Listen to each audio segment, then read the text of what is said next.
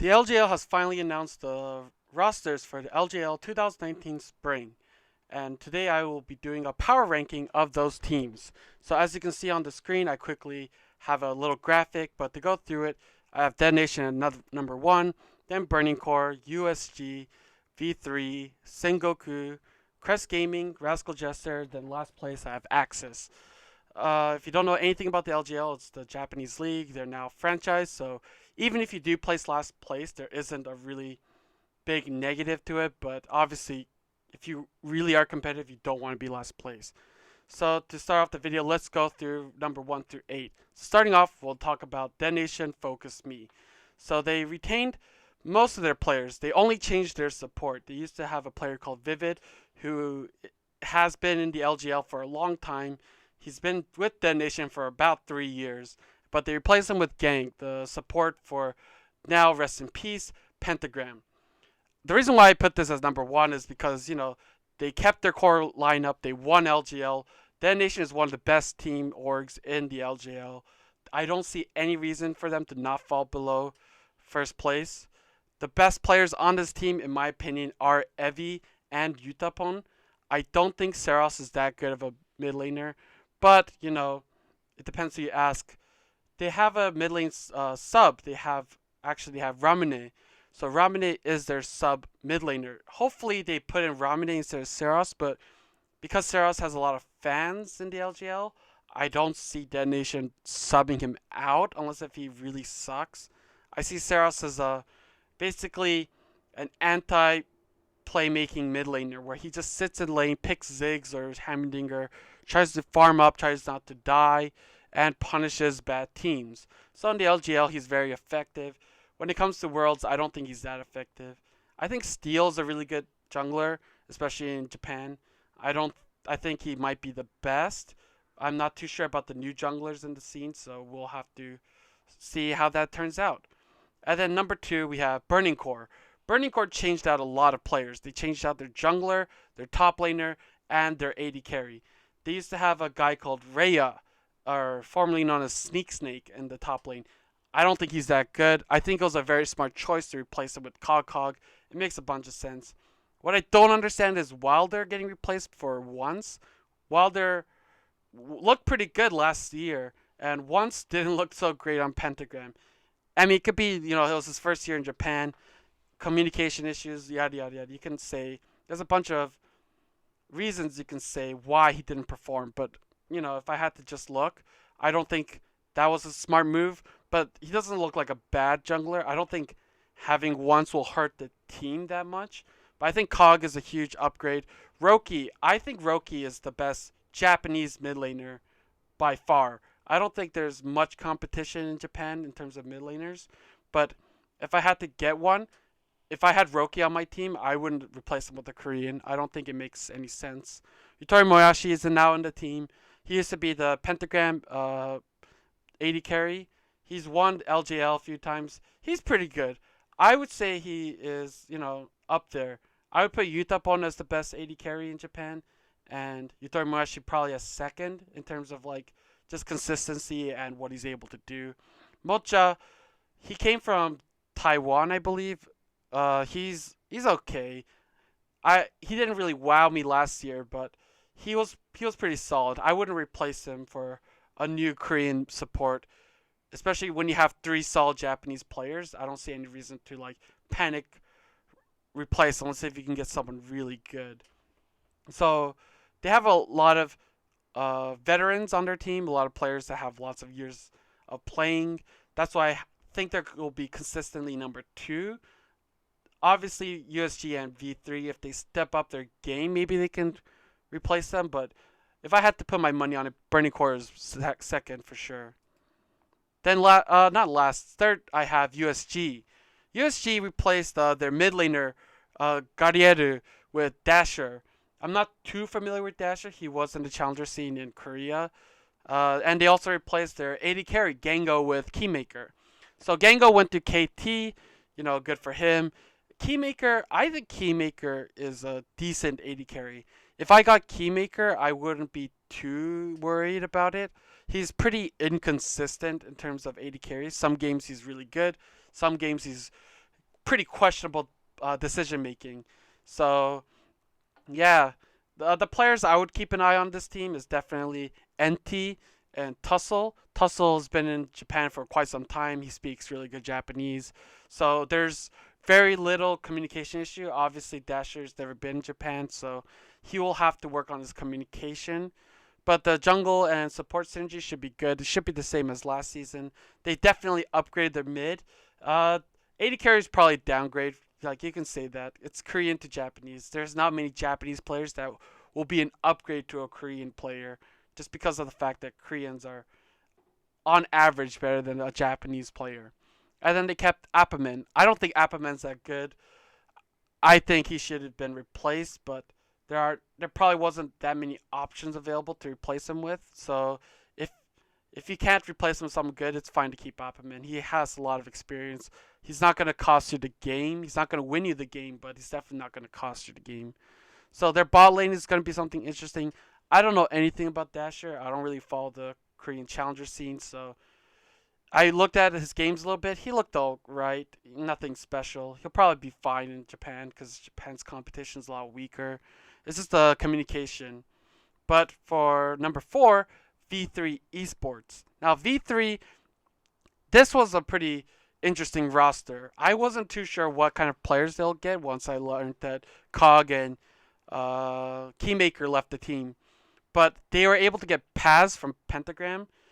That was a pretty good move. I would say Paz is probably an upgrade over Cog. But then they replaced Wyvern with Nail. And Nail was on USG about a year ago. Then he left Japan, went to Turkey, played for a bit. Didn't look so great. He's been bouncing around a bunch of teams. Now he's finally back in Japan. I hear his Japanese is pretty good. So the one thing about this roster is that there should be no communication issues. Vivid has been in Japan for 3 years. His Japanese is pretty good, and Nail can speak Japanese. So the communication on this team will be in Japanese. Their players won't have any issues communicating. And yeah, I think this team is pretty solid. What I do worry about is the weakest link is definitely Nail. I don't know how he would perform in Japan again after a year not in Japan. And when he was in Japan, he played like a bunch of weird shit like Warwick jungle and he would try to hyper carry. But that team had a lot of issues of its own back when he was playing in 2017. Recap, still a rookie, hit or miss. If he's good, this team can bump up to like maybe 3rd place or 2nd place. If they're not good, they can fall below 4th, but I don't see them going anywhere below maybe 5th at worst. Maybe 6th if they have really bad issues, but realistically, they're probably 4th or 5th team at worst. Zeros he's been in Japan for a long time. I don't think Zeros is that good. He's been on a bunch of different teams. The only teams he ever had any success on was in DetonatioN, and that was when Utapon was a top laner and Zeros was still mid, and they had Vivid, and I believe they had a different Korean. They didn't have Steel. They had some other guy. His name's I forget his name, but he was only here for like 1 split then left. So I don't know. Zeros, I'm not too high on Zeros. I think he's an okay player. He's not that amazing, but yeah, Vivid will probably he played with Vivid before, so hopefully there's some synergy still there and they can pull off a pretty good season. I mean, if they're going to get 4th place, I think 4th place is not bad for a team like this, especially with a bunch of new players who've never played with each other, except for Zeros and Vivid. Recap's the only remaining member, and they have a sub for mid called Ace, who's only played in a Challenger series, and I believe he was an AD carry at that time. So maybe if Recap doesn't perform, they can have Ace, but if you have 2 rookie mids, it's not that great. So that's just because the fact they have a rookie mid and an unknown factor in the jungle, I put them a little bit lower compared to USG, just because of the fact that I'm not too sure how they would do or how they would place. Then for 5th place, we have Sengoku Gaming. Sengoku, yeah, their roster doesn't really look too impressive. They have Rhea, formerly of Burning Core, who didn't look so great. He probably had the same issues as before. Smile is back in Japan. He was with V3. He looked all right. There was games where he looked good and some games where he looked really bad. So I don't know if they can get him on his high point. Maybe he can help carry the team. Taka in the mid lane. He speaks English, so hopefully that will help with their communication with Smile. Because I don't know if Smile speaks that much Japanese. He probably speaks Korean, or mostly Korean and maybe some English. Um, I don't know anything about their AD carry. He was in, I believe, Taiwan as well, or in the challenger scene in Korea, but not a big name AD carry. Then they have Raina as support. He was in the challenger scene in Japan. Looked all right. If because it's a franchise now in LJL, they don't have to worry about placing last. Hopefully, there's some talent in these players that the coach can develop. Nothing, no one really stands out here. I'd keep an eye on Smile and Taka. Apparently, Taka's really good. I don't really know too much about him. So if they are able to perform, maybe they can place better than fifth. But I have them hard lock fifth because the other teams I'm about to talk about look pretty fucking bad. Um, so we have Crest Gaming. Crest kept Nap and Hachamecha. I think Nap is the star of this team. Hachamecha, he's alright. He's definitely really good for a Japanese jungler, able to compete with Korean junglers. But I wouldn't say he's like gonna turn faces and break the scene and make look really good. He's just gonna be alright. I don't know anything about Luna. There's nothing I can find about him.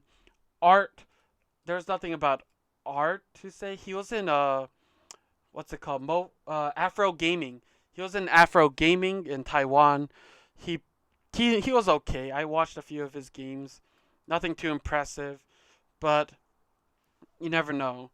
And I don't know anything about Grendel. He's a rookie, so that will be worrying for me. If this team does anything, the Koreans have to be top notch, and the fact that, but they have solid players in Nap and Hachamicha. So the fact that the Koreans are the like wild card factor is pretty good because you don't usually import bad Koreans. Most of the Koreans that come to Japan are low master players. So if you're able to get the masters, you should be somewhat competent, especially in Korean solo queue. Then we have RJ. So RJ has Alicat top. I have no idea why this guy is still playing. Wyvern and Hollis, I think, are pretty good. They're pretty hyper aggressive solo queue players. So they could probably, those two players together can carry the team. Maybe to better than 7th, but the problem I have with this team is their top laner and 80 carry. So Scotty, he is now back. When I saw this name, I was so confused. Like, what is he still doing? This guy has not played competitively, as far as I can tell, for like 2 or 3 years. He was a mid laner back in like 2015. I believe he also played on RJ as a mid laner back when they had like Cog and RKP, like a full Japanese team. He was the mid laner. But now he's roll swapped to 80 carry. So I don't think he's going to do good. I think Alicat and Scotty are going to cause this team to like lose a bunch of games. Yuki in support, he's been with RJ for several years now. If you have to keep one Japanese player, I think this is the guy you get. I don't think he's that bad in terms of Japanese players, but he's definitely not on the top end. He's probably towards the middle to bottom. But most teams get a lot of Korean supports because of the fact that it's hard to get a good shot calling Japanese support, especially one that's skilled. But if you have to pick one, I guess sticking with Yuki, because you do need 3 Japanese players, so I can't shit on all these Japanese players. Someone has to be decent or good. Then last but not least, we have AXIZ Gaming. So this team, right off the bat, I would be surprised if they win a single game. Like, sure, they all speak Japanese. That's the good point about this team. You have Linyan in the top.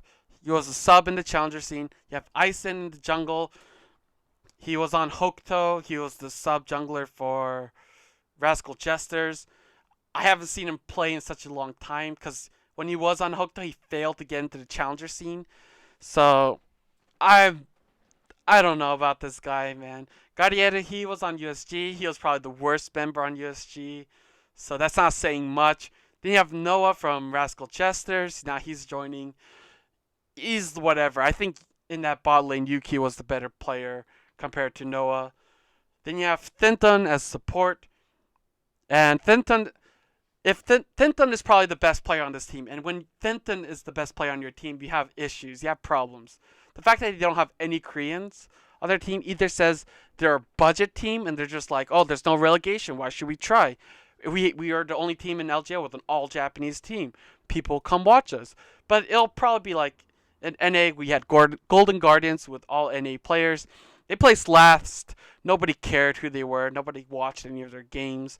They didn't have any fans. So AXIZ, if I predict, if they don't, if their coaches step up and they're a contender, then maybe they can have fans. But I think this team is probably going to be last. I'd be surprised if they couldn't even win one game. I don't think they'll even win 2 games. The fact that it's a best of 1 leaves things up in the air. So, who knows? They could probably win 1 game, but anything beyond that is unlikely. This team is god awful. It's not even worth watching their games. So yeah, hopefully the video wasn't too long. Quick rundown. DetonatioN, best team by far. Burning Core contend for first place if their members step up. USG V3 third, fourth. I think Sengoku and Crest can be 5th or 6th depending on how it goes. But I think Rascal Jesters and AXIZ is going to be bottom tier. Like, if you're going to get bad Japanese players, I'd rather you get rookies that are Japanese players and give them a chance to perform rather than players who have been playing for a long time and have shown time and time again that they are not a top level player and that they shouldn't be in the LJL. So, yeah, that's it. Thanks for watching.